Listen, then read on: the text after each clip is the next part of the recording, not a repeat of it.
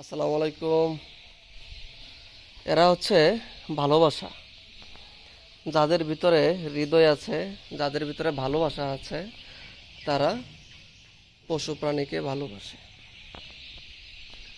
যারা পশুকে ভালোবাসে, তারা ঈশ্বরকে ভালোবাসে, তারা তাদের রবকে ভালোবাসে।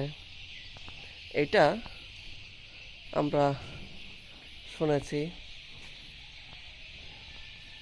এটাই বাস্তব।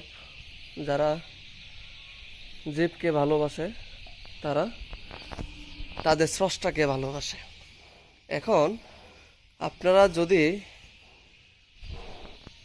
টাকার উপরে নির্ভরশীল করে আপনারা আপনাদের ভালোবাসার পশুগুলিকে যদি আপনাদের খামারে নিয়ে অযত্নে ফেলে দেন, তাহলে কিন্তু আপনাদের সৃষ্টিকর্তাকে আপনারা অবহেলাই করলেন। কারণ এই প্রথমে বললাম যে সৃষ্টিকর্তাকে পছন্দ করে সে জীবকে ভালোবাসে, যে জীবকে ভালোবাসে সে সৃষ্টিকর্তাকে ভালোবাসে। এটা তো আমার কথা নয়, এটা হচ্ছে গুরুজনদের কথা। আপনারা আশা করবেন যারা খামারি ভাই ও বোনেরা আছেন তারা চেষ্টা করবেন সবসময় আপনাদের ভালোবাসার মানিকগুলোকে যত্নে রাখার জন্য, সুন্দরভাবে পরিচালনা করার জন্য।